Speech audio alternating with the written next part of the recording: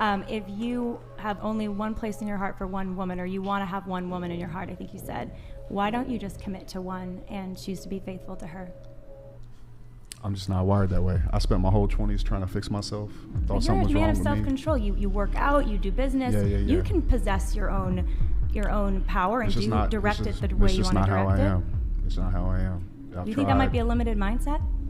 I think it's none of your business, but I don't want you to think I'm triggered by you. I'm not. Okay.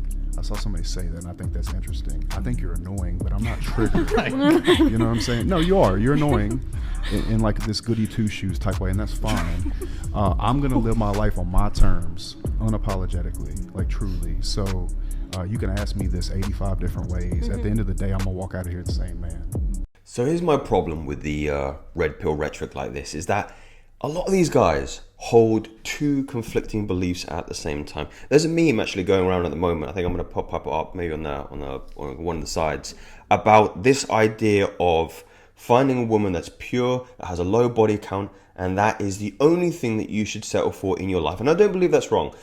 If you ever had a preference, well, I think most men, if they had a preference, would prefer that their wife would be untouched by other men. But is it the reality that we're living in the Western world right now? Probably not. The issue I have is with people who are perpetuating this kind of narrative are the very people that are creating the women that they ultimately don't want or despise. So that meme that's up there in the corner, showing this line of men waiting for their turn to have sexual relations with this particular woman is indicative of a red pill narrative about finding a woman that's pure and that's going to be ultimately their wife, but also being the kind of man who are engaging in promiscuity. And you can't have that. So I'll share a little bit of my story here. When I went into university when I was 19, right, I went for the sole purpose that I was going to go sleep with a lot of women. Right. I remember I only had 2 serious girlfriends before I went to university when I was about 19, and I actually broke up with a long-term girlfriend before I went into, I think a month before or a couple of weeks before I went into uni, because I knew I was going to go sleep with a lot of women, or at least try to, right? And I didn't want to have anything holding me back in that respect. I know that's a pretty fucked up way to frame it, but that's how my mind worked back then. I felt that I was sexually inexperienced. And I think a lot of you guys can relate to this feeling of not feeling that you're fully... Some men, and this is part of the poisonous narrative that we're fed when we're very, very young, is that if you haven't slept with a lot of women, you're sexually inept. And then you're going to have a lot of regrets. When in actuality, I found that the older I get, what I really value is sexual purity, because it affects your ability to bond with people in a better way. The example I can give is, think about the first girlfriend you ever had. Think about the first woman that ever let you inside her. How infatuated were you? I was very, very infatuated. And if I could have been with that woman for the rest of my life at that time, you would have asked me there and now, Joseph, at, I think it was like 14 or 15 or 16, I'm going to say, that you can be with this woman for the rest of your life, yes or no? I think I would have taken your hand off.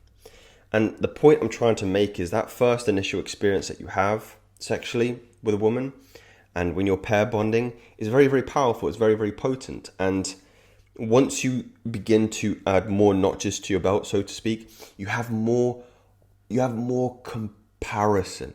And when you have more comparison, you're going to feel like you're going to start to see the disadvantages in the relation, or the negatives in your relationships, and the benefits in other relationships. And that's going to encourage you to stray. And I believe this is continuous. This is continuous across all sexes. A lot of men say that, okay, women are the individuals that will have difficulty pair bonding later on because they're emotional, and that is correct. But men will also have the same kind of problem. It doesn't mean that you're not going to have anything to compare it to. You're going to still have something to compare it to. And when there's an opportunity for comparison, there's an opportunity for you to think the grass is greener on the other side, right? And that's what you don't want. I think it's important to mention you should be careful about what you allow yourself to experience in this life. And one of them should be the amount of partners that you have. Now, back to the main point here. Do I believe then promiscuity is immoral? No. maybe I was a little bit naive at that time when I was at university, right? But here's the point, and I think the main premise from which this video proceeds is that you can't be a red pill proponent, believe in all these things like seeking purity and low body count in women, and engage in promiscuous behavior. Yeah, and being this high value man and sleeping with multiple women, and that makes you sexually proficient and an expert and a master, and you can wash your hands of the whole affair. You cannot hold those two ideas in your mind. It is hypocritical, and that is like the video that I showed you earlier on. This individual, and I like Jay Waller.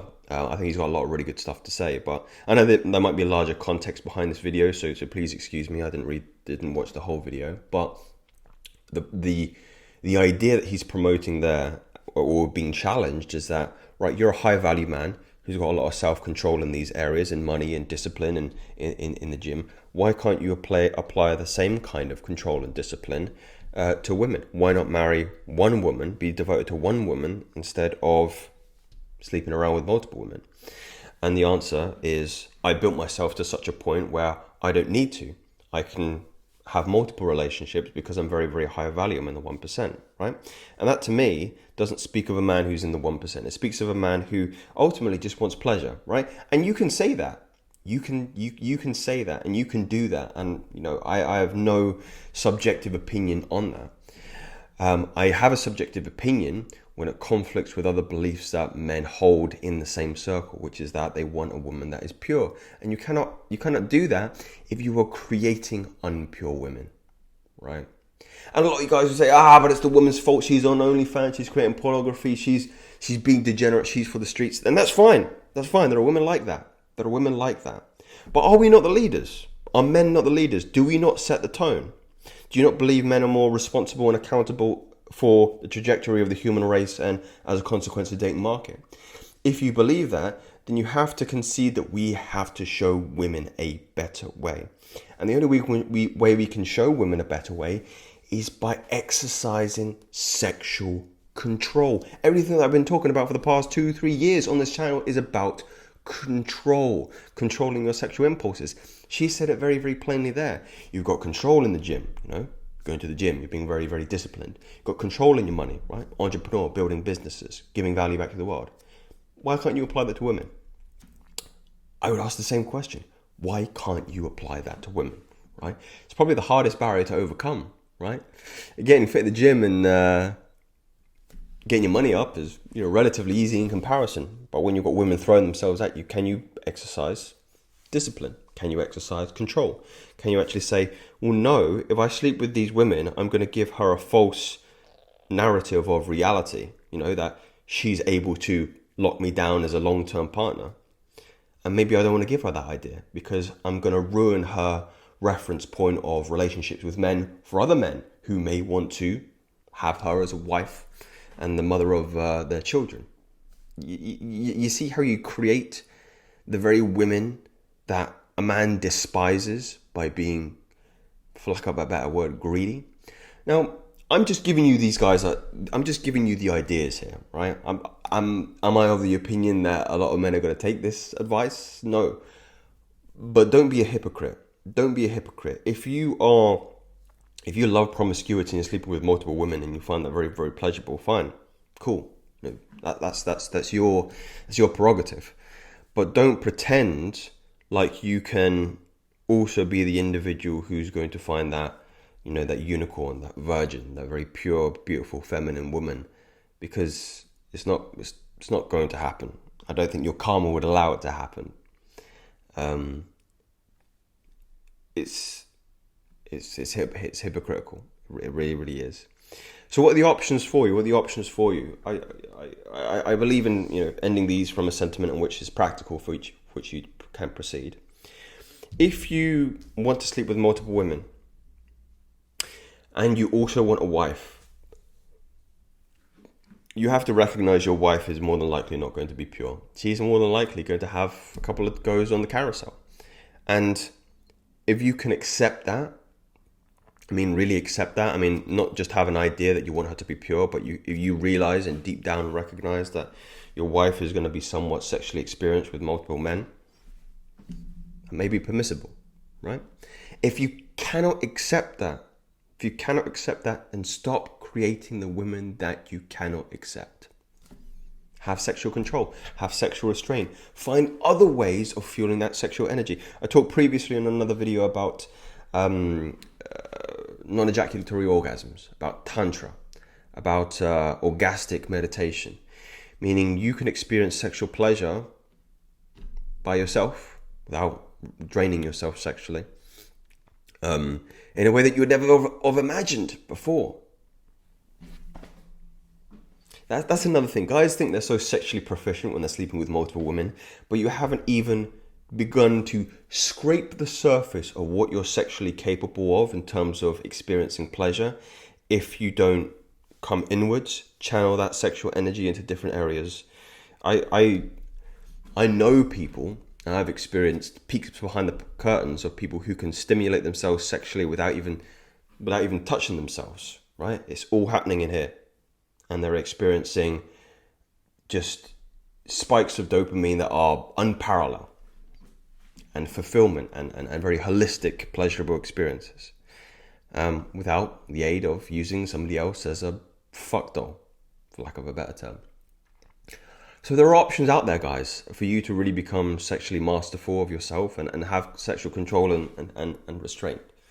And I think it's really, really important that there are narratives out there kind of hopefully showing men a better way in respect to some of this red pill rhetoric, which can become very, very poisonous. Because if you're holding the belief that you can sleep around and marry a virgin, unlikely. Very, very unlikely. These are facts, not theories. Speak soon.